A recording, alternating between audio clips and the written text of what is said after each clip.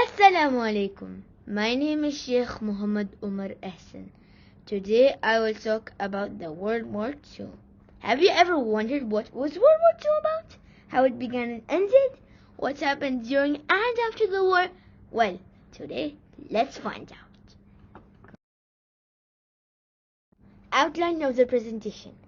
What is World War II?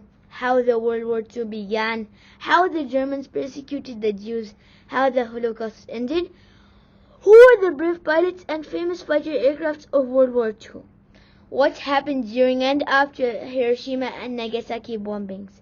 Conclusion: we want peace, no war. Let's discuss what is World War II.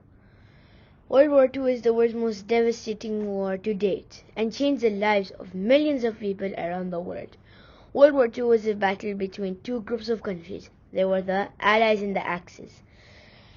The major Allied powers were Britain, France, Russia, China, and the United States. The major Axis powers were Germany, Italy, and Japan.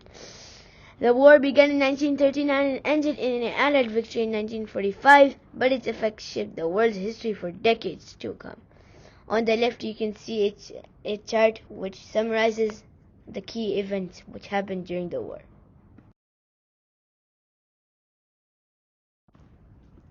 This is a timeline from 1939 to 1945. This includes all the major events which happened during World War II. 12th June 1942. Anne Frank receives a diary for her 13th birthday and describes her life whilst hiding from the Nazis during her capture in 1945. 23rd October 1942. The Allies won the Battle of El Alamein in North Africa. July-October 1940. The Battle of Britain. The RAF pilots are outnumbered against the German Luftwaffe, but the few put up an incredible fight and prevent invasion. These are the scenes from World War II. On the leftmost picture, you can see that there's a German army advancing with a few fighters. The fighters are the Focke-Wulf FW-190s, and the tanks include Panzers, Tigers, and many more. Then on the right top, you can see that this is an American army. They are advancing through a very stormy area. And below that, you can see a bunch of B-17s and B-52s heading to bomb somewhere. How the World War began. Before World War II began, Germany was ruled by a man named Adolf Hitler. Together with the Nazi Party, he wanted Germany to rule Europe. To gain more land and power, on September the 1st, German troops invaded Poland. After Hitler refused to stop the invasion, British and France declared war on Germany. This is how World War II began. As the war began, German forces advanced throughout Europe. By the summer of 1941, they had invaded France, Belgium, Holland, Luxembourg, Denmark, Norway, Greece, and Yugoslavia. Millions of Germans were imprisoned and killed because they did not fit the image of the perfect German. Hitler wanted to create what he thought was the best, the strongest race, and to the Nazi Party. This excluded certain groups, such as Jews, Gypsies, and those with physical and mental disabilities.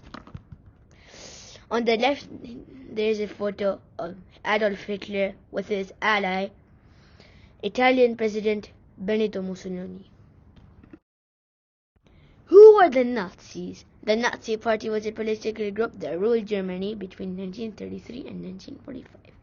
Nazi is a short form of the official name. The official name is the National Socialist German Workers' Party. The Nazis hated Jewish people and persecuted them to make life hard for them. During World War II, they decided to kill as many Jews as possible. Their program became known as the Holocaust. It took the lives of about 6 million Jewish men, women, and children. During this period, Nazis would identify the Jews using the Star of David, as seen in this picture. How the Germans persecuted the Jews. Adolf Hitler was the head of the Nazi Party. He ordered acts of anti-Semitism, acts against Jews, in order to torture the Jews. Many Jews lost their jobs. In 1935, Jews lost their German citizenship. On November 9 to 10, 1938, crowds burned Jewish houses of worship called synagogues. All over Germany, they also broke windows of shops owned by Jews. Instead of arresting the attackers, the Nazis arrested thousands of Jews. They sent the Jews to concentration camps, which were large prison centers. The event was called the Night of the Broken Glass. How the Germans persecuted the Jews. By the time World War II began in 1939, Jews could not attend school or own business. In many areas, the Nazis made all Jews wear badges so that they would not blend in with the non-Jews. The photography shows a Jew wearing an identifying badge. In some cities, the Nazis forced Jews to live in overcrowded areas called ghettos. By late 1941, German victories in World War II put most of the European Jews under Nazi control. During this time, the Nazis began to kill large numbers of Jews and other victims. Special units of soldiers rounded up Jews, shot them, and dumped their bodies in mass graves. How the Germans persecuted the Jews.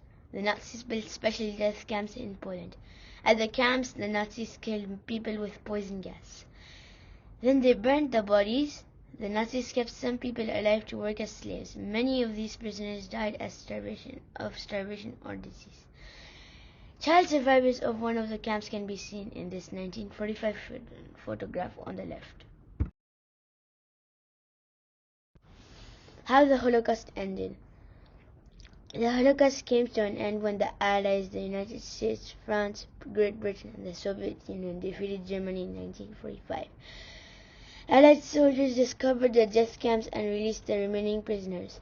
The Allies also set up a court to try Nazi leaders for their crimes. The biggest trial took place in 1945 to 1946 in Nuremberg, Germany. After this trial, 7 Nazi leaders went to jail and 10 were hanged. On the photo at the top left of the screen, you can see that a few German officers are sitting and waiting for the trial. The man on the left in a pale uniform is Hermann Göring, the highest-ranking German officer to be captured. Below that, we can see displaced person children in the DP camp. What happened to the surviving Jews after the end of World War II? After the end of World War II, the Allies liberated thousands of prisoners from the Nazi camps across the territories previously occupied by the Third Reich. The Allies wanted to return the Jews whom they had liberated in the Nazi concentration and death camps to their countries of origin. Most of the liberated Jews from Western European countries and from Czechoslovakia, in fact, went back to their former homes and renewed their lives there. Many liberated Jews from Poland, Hungary, and Romania and other European countries did not want to go back there. Between 1945 and 1952, there were more than 250,000 Jews living in displaced persons camps in Germany, Austria, and Italy until they were able to resettle in other countries. Many of them eventually made their way to the United States and soon to be established State of Israel. The last DP camp was finally closed in 1957, 12 years after the end of the war. The amazing thing in the war is that Germany had the top personnel, but they still lost the war. But one of the top pilots during the war was Erich Hartmann. Erich Hartmann had 352 confirmed kills. He got these kills over 1,400 missions in his Messerschmitt Bf 109. He had an incredible technique of fighting. He used to come in from above and behind of an enemy aircraft, and he used to dive down and attack. and before the enemies even had a chance to react, he would pull up and he would escape the hail of fire. Eric Hartman was eventually taken prisoner by the Soviet Union. He was released after 5 years and died in 1992.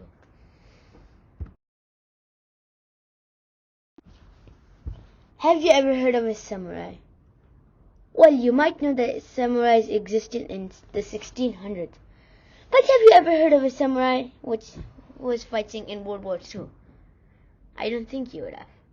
Well, Japanese pilot Saburo Sakai was a samurai. He was given the nickname of the samurai of the sky. He was an incredible fighter pilot with 64 aerial victories, but he fought with a blind eye. Fighter aircraft. The Second World War was undoubtedly the most significant military event of the last century. It was fought on all fronts, but most prominent role was played by fighter airplanes. The era saw fast-paced innovation in aviation technology and gave birth to some of the best aircraft and aerial combat feats that are remembered today. The P-51D Mustang was the pinnacle of technology at the time. It's considered to be the #1 aircraft in World War II. With internal tanks, the plane had the range of 950 miles. The range increased to 2,200 miles with the external tanks. This aircraft was both fast and maneuverable. The visibility was considered excellent. The P-51D Mustang could reach a top speed of 437 miles per hour. Other famous aircrafts of World War II are submarine Spitfire. It was from the RAF. Messerschmitt Bf-109. It was from the Luftwaffe. Mitsubishi A6M0 from the Japanese Imperial Air Force. Boeing B-29 Superfortress from the USAF. De Havilland and DH-98 Mosquito. It was from the RAF. Focke-Wulf FW-190. It was from the Luftwaffe.